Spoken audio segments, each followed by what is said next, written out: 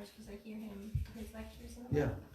And it's from Chaitanya Bhagavad. I never had heard this. The Yamaraj just started dancing and dancing. It's the chapter after the Deliverance of Jagai and Madai, and then before that there's the chapter on the prayers of Madai. Oh my God, they're so critical. Just loosen them. And Lord Nityananda has to console him.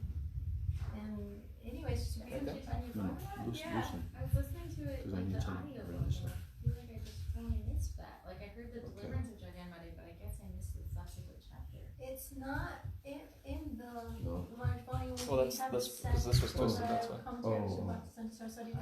That's why it's better to twist it from here. Yeah. Oh, yeah, yeah. Okay. This was like in this kind of Yeah. Okay. like a second chapter without any commentary. It was really nice, but I didn't hear any.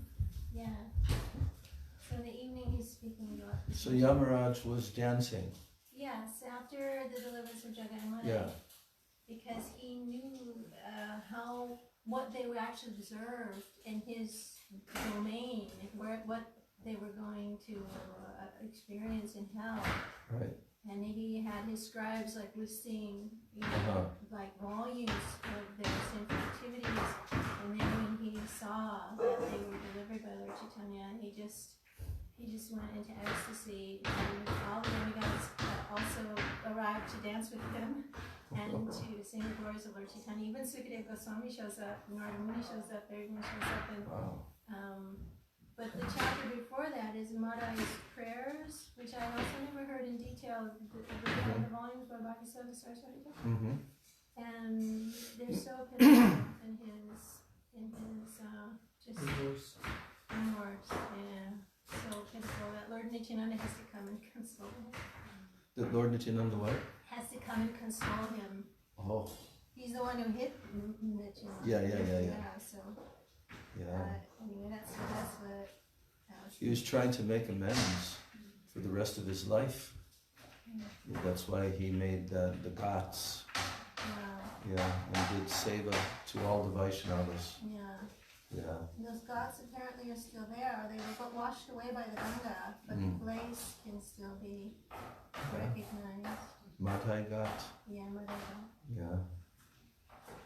Also, I think that's probably what Bhakti Swarup Sridhar Maharaj was referring to when he was saying that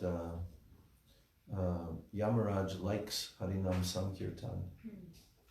He actually likes it, you know. What was really interesting in the commentary by Bhakti-Siddhanta Saraswati Thakur, he's telling how these demigods, they're attached, especially Yamaraj, he's attached to Lord Chaitanya, and you don't, I don't know, I never connected, but they're also extremely attached to Lord Chaitanya. Wow.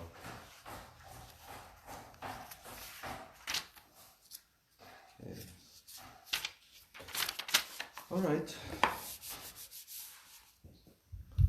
Om Jnana Timirandasya Jnananjana Shalakaya Chakshurunmilitam Yena Tasmai Shri Gurave Namaha Mukam Karoti Vachalam Bhangam Langayati Girim Yat Kripa Tamaham Bande Shri Gurun Dinataram Vansha Kalpatarubhyascha Kripa Sindhubhya eva cha Patitanam Pavanebhyo Vaishnavebhyo Namo Namaha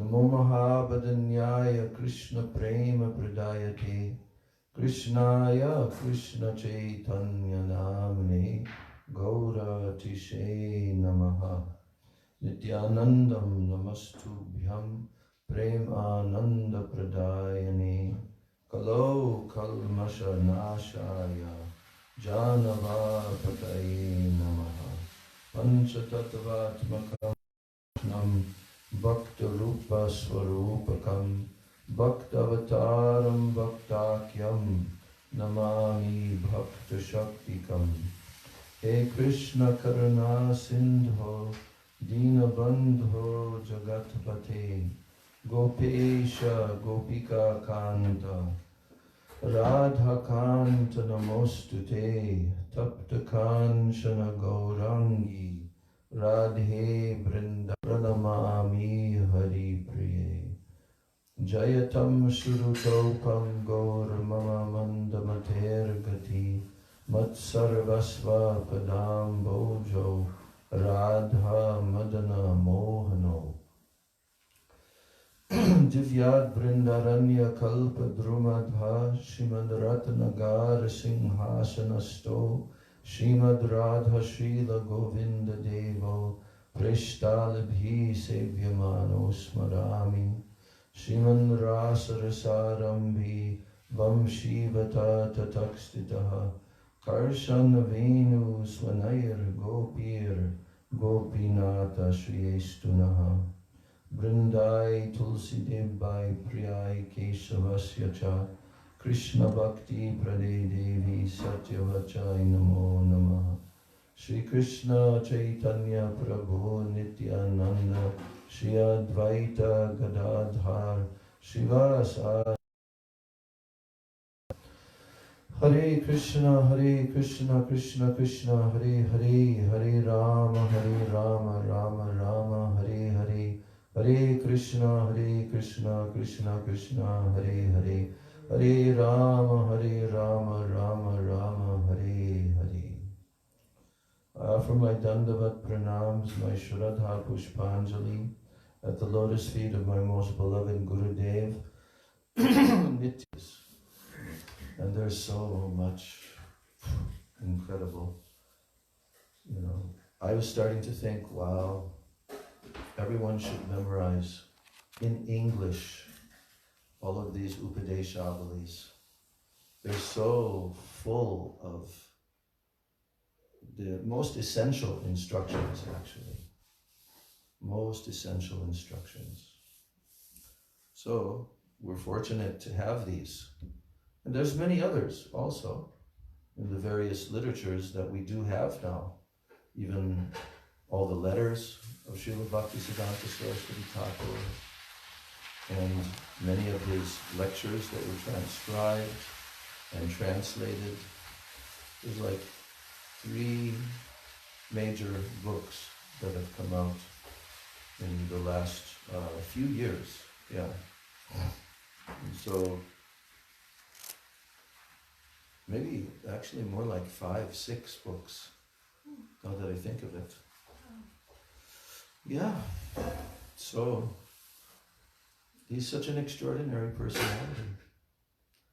What he preached, how he presented it. And then you read through the purports that we now have of him, his commentary on Sri Chaitanya Bhagavat. I'm looking forward to reading the translated commentary for Chaitanya Charitamrita, because it's being worked on in Hindi language, but at the same time, the English translation is also going on. Gurudev wanted that. I remember he mentioned this in the early period, like maybe even slightly before he went to the West. He so much wanted to translate the commentaries for the whole Chaitanya Charitamrita into Hindi. That's why it's being done now by his disciples, because Gurudev really wanted that the commentaries of Srila Bhaktivinoda Thakur and Bhaktisiddhanta Saraswati Thakur would be translated into English. And that's the basis, actually, of our Srila Prabhupada's commentaries. A lot of it is quoted verbatim, but of course, he's meditating on his audience with the Bhaktivedanta purports, And then there's also Vishwanath Chakravarti Thakur's unfinished commentary, but it's, I'm not quite sure. I asked the question to Gokul Chandra Prabhu, who's working on that in Vrindavan, and he said it's quite a lot, maybe like most of the Adi Lila and Madhya Lila, most. So, so much nectar from our acharyas. But when we read these statements of theirs, and they're so completely ripe with like every word chosen, every part of a sentence. And I was doing that this morning. I was actually just saying it over and over again in my mind, at least to start the process of memorizing them, becoming familiar with them. So I'm going to continue now.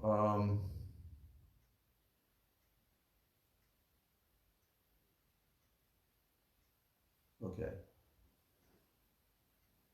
Yesterday I read the number 9 out of 24. I'm just reading that one again. Serving the Vaishnavas who felt great separation from Krishna when he left Braja to reside in Mathura is our supreme constitutional occupation. What a statement. Our supreme constitutional occupation. We know that our supreme constitutional occupation is Jiver Swarupahoy Krishna Nityadas, what we told yesterday, right? Yes, that is our supreme, eternal constitutional occupation, Nitya Krishna Das. But here, now this is getting into the very specifics of that eternal servitude to Krishna. And now here, that eternal servitude is being transferred to who? Krishna's eternal associates. Krishna's eternal Ragatmik Jan, Gurudev used to call Ragatmik Jan. And here is not specifying which category of Ragatmik,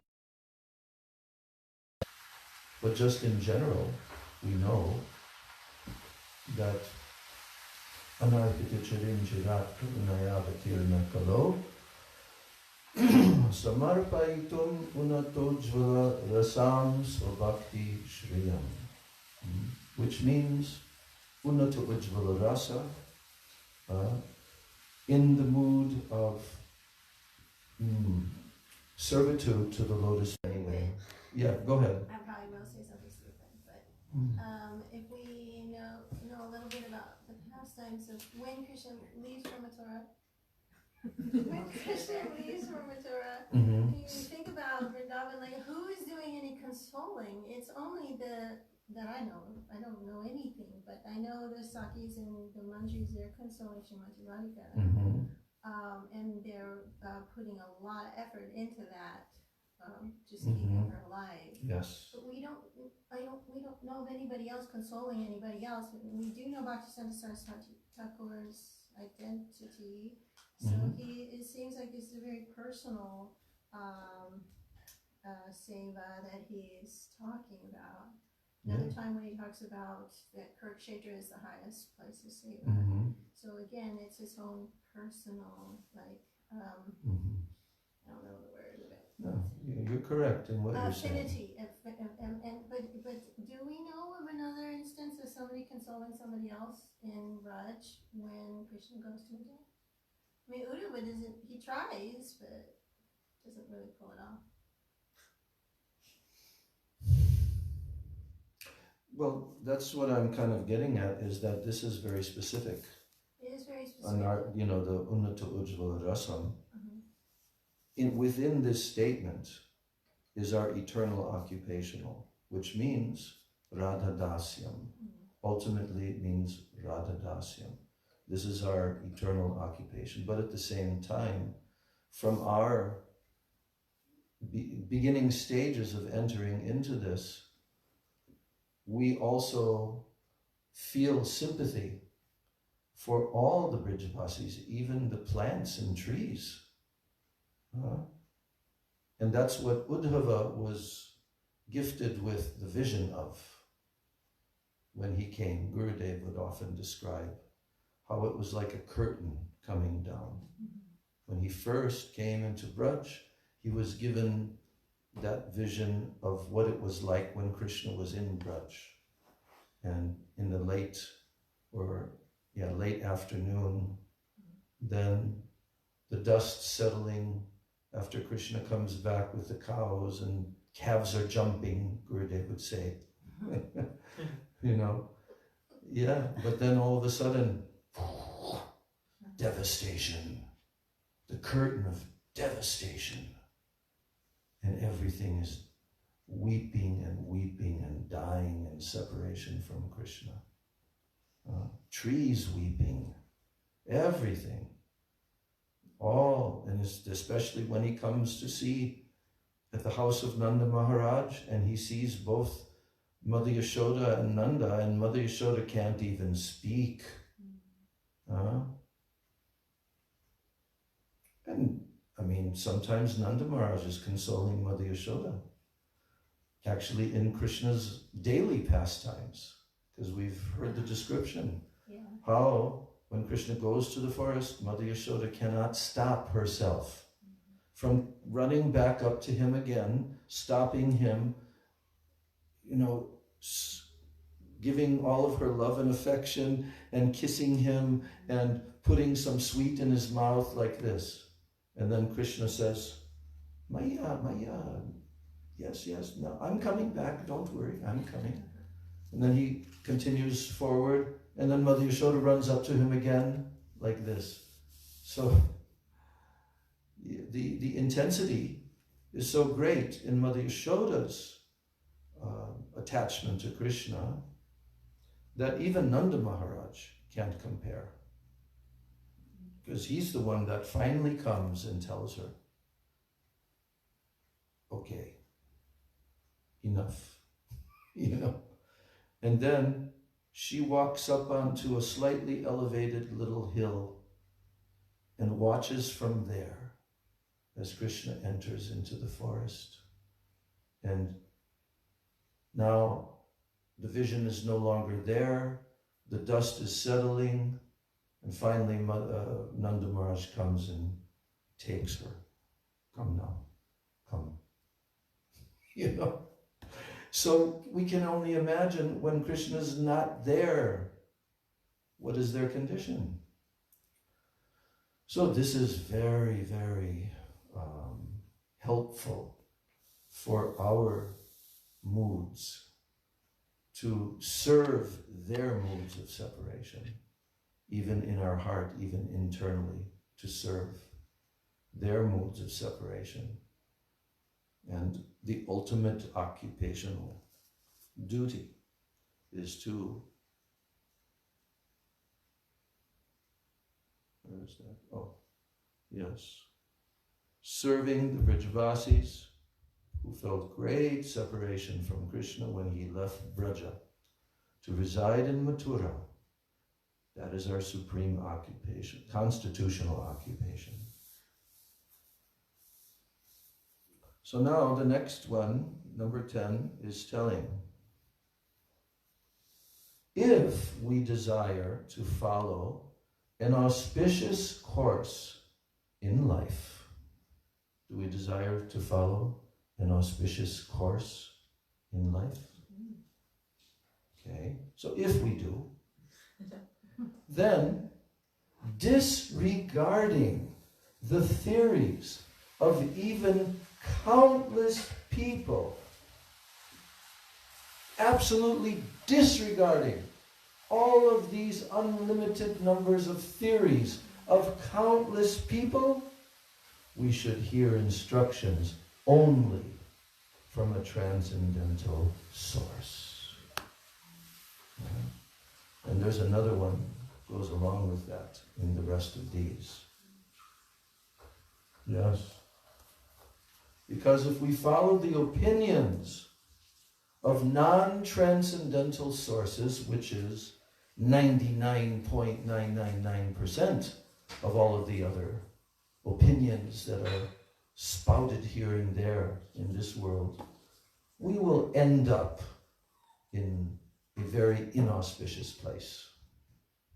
Right? The only thing that's auspicious is the transcendental knowledge coming from the Vedas, coming from the pure devotees of Krishna, and coming from Sri Guru. That's it. Everything else is eliminated and rejected. Next one, number 11. Here's a really good one that puts it into perspective, okay? Life as an animal, a bird, insect, or any other of the countless thousands of species, such a life is acceptable. It's acceptable. It's okay. You can be a bird, an animal. This is acceptable, but what is not acceptable? Listen to this one. But taking shelter of deceit is thoroughly improper. Only an honest person possesses real auspiciousness. Yeah. So therefore, in Manasiksha, Srila Raghunath Das Goswami has directly confronted this tendency. Kapatya kutinati. This tendency to be deceitful. Later on, it's the next one after this. It tells you how to not be deceitful. But this point is that if a person cannot be honest, then they cannot really attain true auspiciousness in their life. Shri Shri Guru Gauranga Gandharvika Giridhari Shri Shri Radha Sudhinda Jyoti. Maharaj, Yeah. what does it mean to take shelter of deceit? Why are those words used?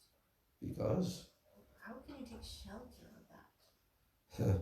Because when a person takes shelter of, let's say, demonic qualities, they're called asura bhava. Ashrita means taking shelter of. That's the fourth type of miscreant, right?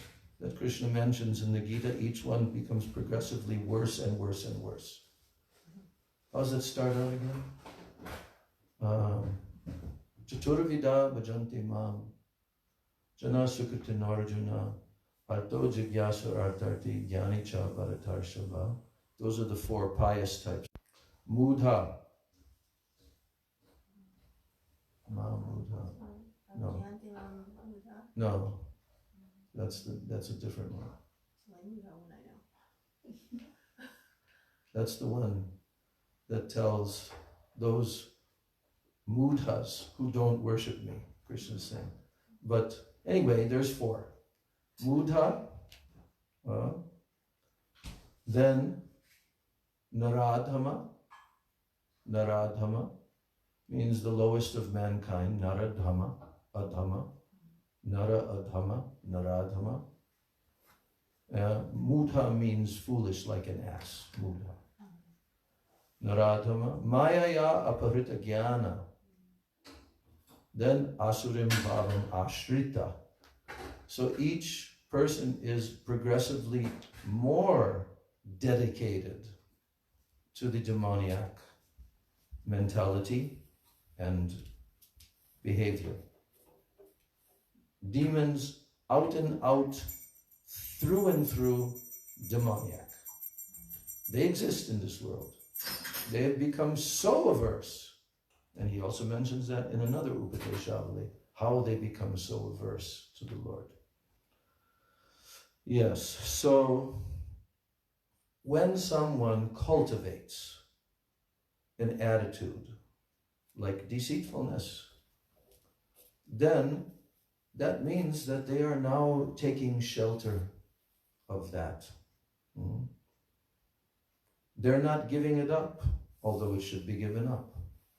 They're continually associating with that element. And by associating with that element, their life becomes inauspicious. So animals, plants, trees, insects, whatever, of the innumerable species of life, he says, a life in any one of those forms is acceptable. Why is it acceptable? In comparison with deceit, a life full of deceitfulness. Because there's no pretense. Yeah.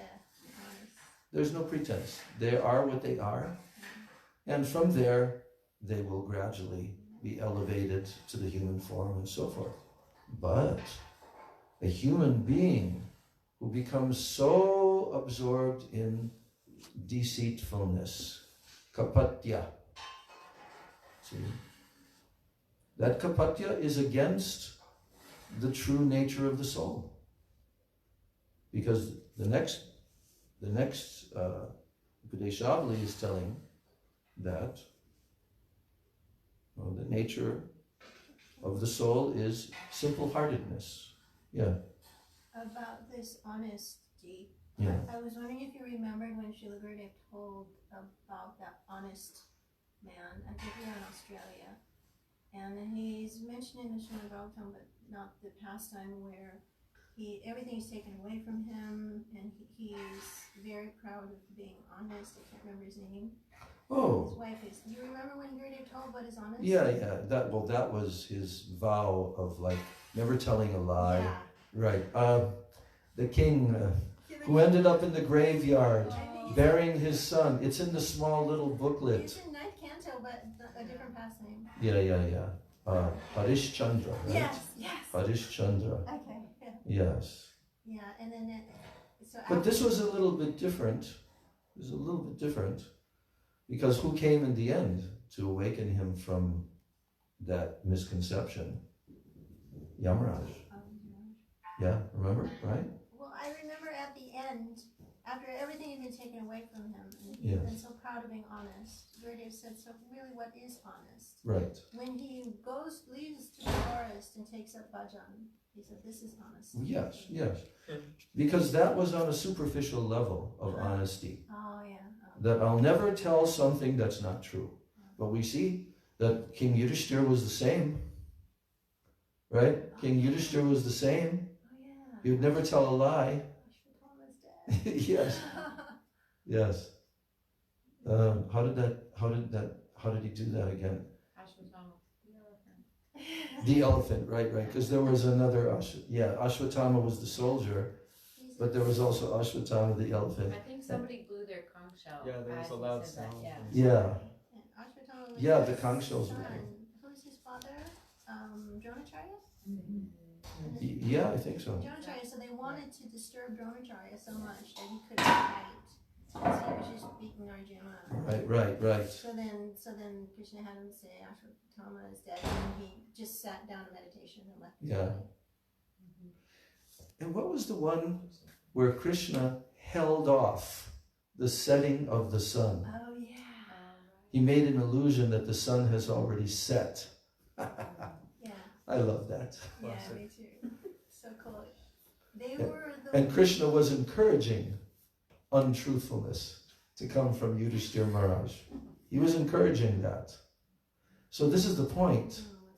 What is real truthfulness is pure adherence to the will of the Lord. Pure adherence to the will of the Lord. Not having any of your own opinions interrupting that. Because this is the beginning of the Gita, because I've been listening to all these lectures. And by the way, I told yesterday that on my collection of, I just have this one file that was put on 11 years ago onto the first iPad that ever existed. Was Indupati donated it. And I said, well, fill this up with lectures. So all these years, I just go there and click on it. There's all these lectures of Prabhupada and others also, But today, when I clicked on it, actually it was yesterday, it said the first lecture, Bhagavad Gita lecture of Srila Prabhupada that he gave. In the West? Yeah, the first one. First recorded one. The first recorded lecture. Yeah, and it's very interesting. 26nd Vienna? No, in his office. In the office. The office room that he was renting in April, March, end of March or April. That was the time before everyone started to come and to support him. Mukunda, in his book, he tells about that. How Prabhupada was in the, this is earlier because Prabhupada later was in the rented, Loft. yes, the loft. He was there. And also he was holding Sanskrit classes. That's how he was attracting the people, because Mukunda was telling that he saw this notice and then he came. And he was interested in learning Sanskrit. So what was the Sanskrit? Prabhupada was chanting like Brahma Samhita. And then he was explaining the meaning. And after some time Mukunda was thinking, he's not exactly teaching us the language of Sanskrit. Yeah, but this one is like, because in Prabhupada's diary, he's writing. His diary is there for us to consult with. It doesn't say the actual day of this lecture, but it just says the month. And I remember in his New York diary that he was indicating, 2 people came to my lecture. They gave, $2.25 as donation. He writes everything like that. I did kirtan with my TR, tape recorder. There's one where he says no one came, so I did kirtan with my TR, tape recorder. Yeah. Yeah, so... I have these questions about honesty because working with children a long, long time ago, we were always trying to teach them to be honest and truthful, but they would ask why. And it was hard to give them a reason. I remember thinking, well, because no one will trust you if you're not telling the truth. But here, seems like there's much more involved because it's really important in devotional life. But there's an age, because Krishna lied when he was young. He lied, didn't he? No, I didn't eat any dirt. They're all lying. Gurudev said he never lied. There's always someone who Yes. he said he never lied. I'm a brahmachari. He never lied. That's true. That's also true. There's always a way to make Yes. Yeah, like when he was defeated by Sridham. Yeah. And Sridham said, I defeated you. And then Krishna, no, you didn't. What do you mean I didn't? You're lying down there and I'm up here. And I'm on top of you, so I've defeated you. Krishna, no, I haven't. I haven't been defeated by you. And then Sridham says, well, then how is it that I haven't defeated you? Oh, because my nose is pointing up and your nose is pointing down. Like that. Children up to a certain age, that's fun for them. It's fun for them. It's a way of their intelligence gradually, manifesting. Because when they come to a certain age, then they're more conscious of their behavior, right? And they know right behavior from wrong behavior, So I think you were fighting a losing battle with them at that stage. But nevertheless, still we have to tell them. No, they took up the process. Yeah. But I felt like I didn't have sufficient argument of why. But I knew that it was something really important in devotional service because I remember distributing books and they would tell us to lie. And after years and years of saying we were feeding hungry people in Africa, it actually got to me, and I started saying, I'm not doing it anymore, I'm going to tell the truth. And I knew it was disturbing my spiritual life, so I know that it's really, really important. I just have not seen a lot of examples. We just read about the incredible qualities and character and activities of Srila Bhakti Saranga Goswami Maharaj. You heard that, class? I've been hearing, Yeah. So that's a perfect example where he went to the marketplace while he was waiting for a train, it was 3 hours delayed, and there was one man who had promised to give a donation of land in that town, but then he rescinded, and he was influenced by some foreigners actually. So then he was very upset by this, because Prabhupada would be, Prabhupada was expecting. So then he bought a little notebook, and he kept it under his arm, went directly to that man and told him, I am the legal advisor or something of the Gaudiya Math, and I have come here to lodge a lawsuit against you. And like, he was acting, and in one sense, he wasn't completely lying, but from another viewpoint. So, the lying in the service of the Lord is acceptable. In certain cases, not in every single case. And how will this help us develop good habits if you lie to someone like that? So he was training us in truthfulness. Yes. But the highest principle is the absolute truth. Yes. And Prabhupada also knew, he had been informed as well. So on one hand, in this case, the end was justifying the means. Why? Because what was the end? Is to take their energy and engage it in the service of Krishna, right? But Prabhupada also warned. He says the art is to learn how to catch the big fish without getting wet. Remember that one, right? You see. So Prabhupada was not too much disturbed by that. And actually the devotees, mostly, they were doing it out of very great devotion to Prabhupada, to please him, to get more books into the hands, and also to help the conditioned souls. So, in that case, it's somewhat acceptable. But the attitude of deceitfulness is different, because this is, you're hiding what you have inside, and you're acting outwardly in a false way. See? And that's why it's very unacceptable, because this creates a samskara. And that's what Raghunath Das Goswami is dealing with in the Manasiksha. That samskara and that tendency to be deceitful, and hypocritical, So, truthfulness is one of the legs of the bull.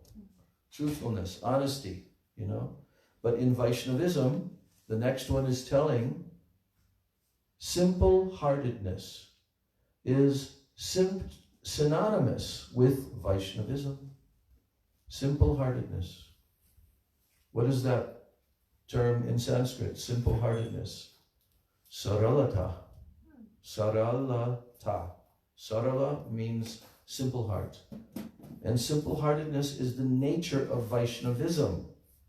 But that simple-hearted Vaishnava, for the sake of seva, he may do something which is also not so much acceptable. That's why I just cited this example, So, Gurudev told us that simple-heartedness means same in the inside as we are. Yes, that's the thing. That's the thing. There's no deceit. Deceitfulness means outwardly you're acting in a particular way which is not really reflecting what's in your heart. In your heart is the attitude of deceitfulness. You see? So that's what has to be eradicated. So simplicity, saralata, is the main quality of a Vaishnava. This is actually Mahaprabhu who told that. And Bhaktisiddhanta Prabhupada is telling here that this is synonymous. Simple-heartedness is synonymous with Vaishnavism, and servants of a Paramahansa Vaishnava should be simple-hearted, a quality which makes them the topmost Brahmanas. Because Brahmanas are truthful, you see? So that simple-heartedness enables pure qualities of truthfulness and cleanliness and mercy and all of these dharmic qualities, when the heart is simple. But otherwise, the other quality will be destructive to our development of purity in bhakti, purity in Vaishnavism. So, again, that